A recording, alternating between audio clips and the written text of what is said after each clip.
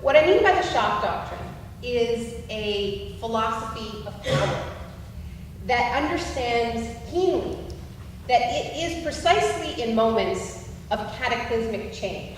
And that change can be anything that rewrites the kind of script of a country, where you wake up and you're not quite sure what country you're living in because it's been bombed, because you're at war, because your country is breaking apart, like the former Soviet Union breaking apart, because it's been hit by a natural disaster and your whole neighborhood has been leveled, or because of a profound economic crisis which takes your currency, which you thought was worth something, and suddenly it's worth nothing.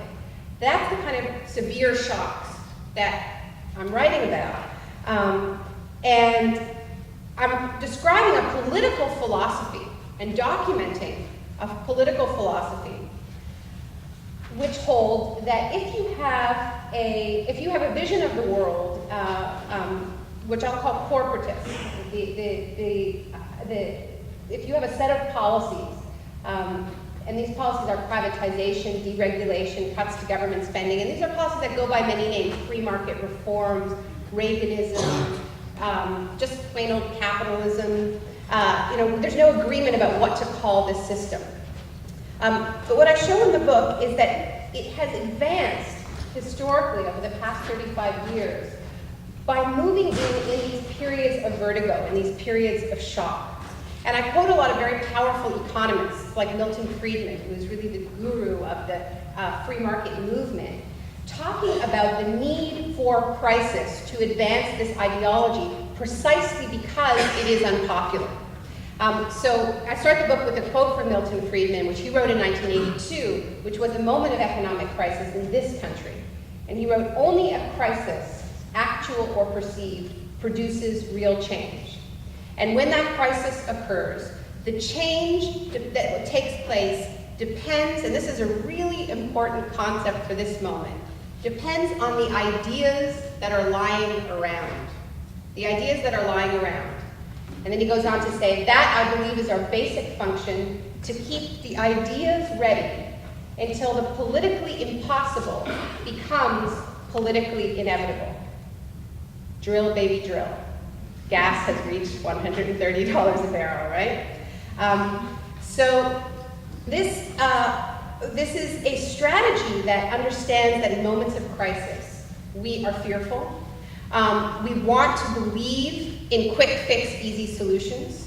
We want to believe that our leaders are going to take care of us. One of the responses to crisis is to regress, is to become childlike, is to look for those easy solutions and these father-like leaders. This description of that state of regression, of that window of opportunity, of that father-like figure that we look to, it reminded me of us.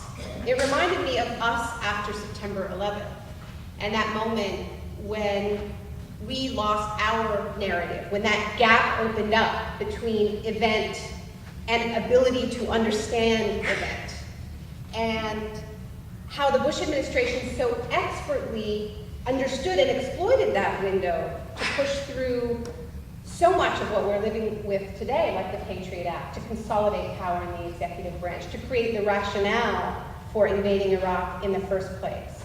And that moment where, my friends in New York were going, "It's so weird, but I hated Rudy Giuliani last week, but I just love him now." He's just so confident.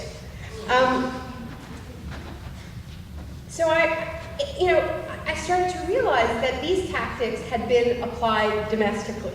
And the more I looked into the war on terror, and this related to what I was researching in Iraq, the less I started to understand it as a war, and the more I started to understand it as a new economy.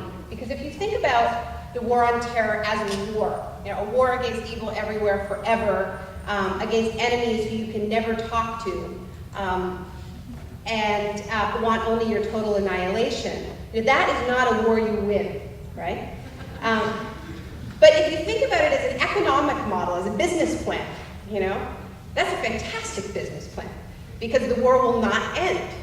And if we look at the way the Bush administration waged this war, every aspect of it was privatized.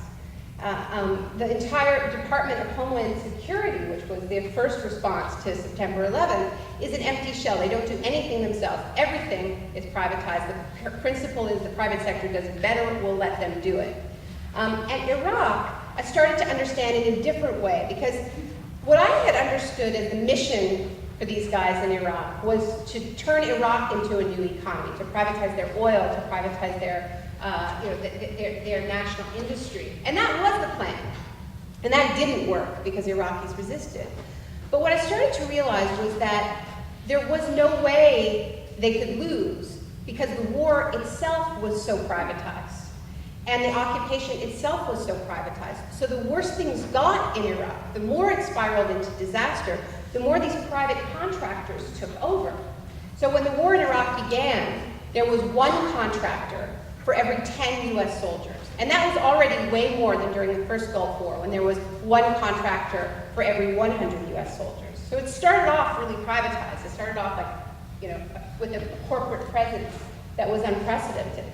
But today in Iraq, there are 180,000 contractors, and there are 140,000 troops. So what that means is all this time that the situation has degenerated, and more troops haven't been sent, but the contractors have filled in those gaps.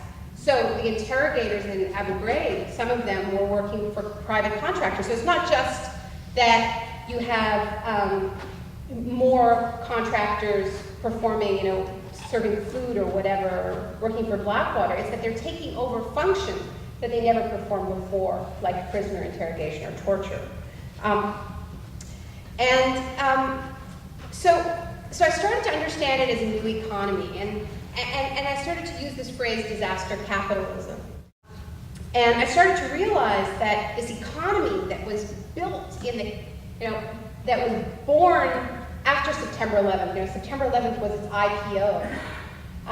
And then its first laboratory was Iraq. And this is not just this is not your father's military-industrial complex. This is much more ambitious than that. The whole occupation is privatized, but it's mobile. This economy kind of lifts up and drops down at each new disaster zone. And it isn't just wars now, it's natural disasters. So just as Eisenhower warned of the dangers of the military-industrial complex, because you had a growing sector of the US economy that wanted war, and that put pressure on politicians to have more wars so that they would have their market, now you have a growing sector of the economy that doesn't just want wars, but wants any threat whatsoever, immigrants, natural disasters, anything destabilizing, protects this market, this mobile market. I call it the mobile green zone, the global green zone.